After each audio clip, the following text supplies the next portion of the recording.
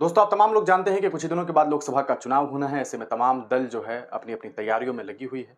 हर अलग-अलग पार्टी जो है वो अपने-अपने कैंडिडेट को मैदान में उतार रही है।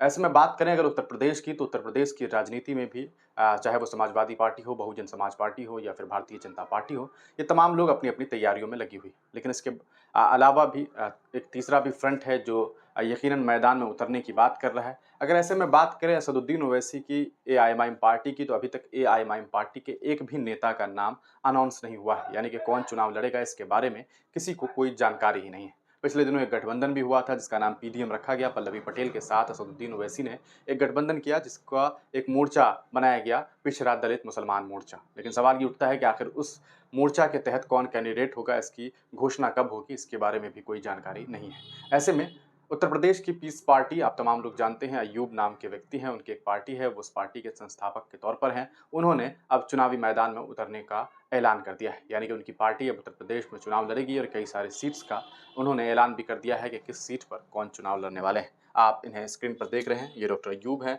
और इनकी पार्टी पीस पार्टी है, वो काफ़ी चर्चित पार्टी रही है। इनके तरफ से ये अनाउंस किया गया है। यूपी की राजनीति में एक बार फिर पीस पार्टी की एंट्री हुई है। एआईएमआईएम ने यूपी में किसी भी सीट पर अपना कोई कैंडिडेट खड़ा नहीं किया है। एआईएमआईएम के इनकार के बाद जो है पीस पार्टी चीफ डॉक्टर अय्यूब सर्जन ने 6 लोकसभा सीट पर अपने प्रत्याशी घोषित कर दिए हैं। तो ये एक बड़ी खबर है कि कम से कम प्रत्याशी घोषित हो गए हैं, जिसमें आंवला से कौसर खान वारसी साहब, बरेली से मोहम्मद इरशाद साहब, संभल से डॉक्टर राशिद अली साहब, फतेहपुर सिकरी से सुजान सिंह, फिरोजाबाद से मोहम्मद इरशाद, संत कबीर नगर से गिरवर सिंह पटेल, ये वो 6 नाम हैं जिसकी घोषणा जो है वो डॉक्टर अय्यूब के द्वारा कर दी गई है। तो ये वो लोग हैं जो चुनाव लड़ेंगे। अगर बात करें एआईएमआईएम पार्टी की, जिसके बारे में बात सामने आ रही थी कि वो चुनाव लड़ेंगे, तो अभी तक इनका एक कैंडिडेट भी कौन है, इसके बारे में भी किसी को कोई खबर नहीं है। कौन चुनाव लड़ रहा है, कौन सी सीट पर लड़ेंगे, इसकी कोई जानकारी नहीं है। बस एक हवा है सोशल मीडिया पे, उसके अलावा ज़मीन पर क्या काम हो रहा है इसको लेकर के अभी तक कोई घोषणा नहीं हुई है। ये बहुत बड़ा सवाल है और असदुद्दीन ओवैसी साहब को चाहिए कि अगर वो चुनाव लड़ना चाहते हैं तो कम से कम इसके बारे में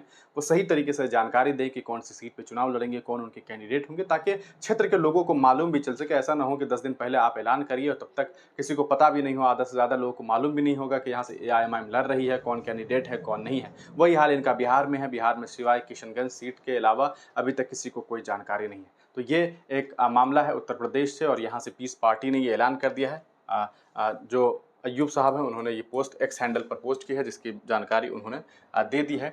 आपको बता दें ये इनका पर्सनल जो है वो आईडी है जिस पर इन्होंने इसके बारे में डॉक्टर मोहम्मद अय्यूब साहब, जो कि नेशनल प्रेसिडेंट हैं पीस पार्टी के, उन्होंने ये अनाउंस कर दिया है। पीस पार्टी ने 6 लोकसभा सीट पर अपने प्रत्याशी घोषित किए हैं। अब देखना ये है कि इनमें से किसी एक किसी एक को भी या किसी 2-4 जितने लोगों को कामयाबी मिल पाती है या नहीं मिल पाती है, ये तो वक्त बताएगा। आप तमाम लोग इनके इस फैसले पर क्या कुछ सोचते हैं, अपनी राय कमेंट सेक्शन में ज़रूर दीजिएगा और असदुद्दीन ओवैसी की देरी पर आपका क्या कुछ ख्याल है, वो भी लिखना ना भूलें।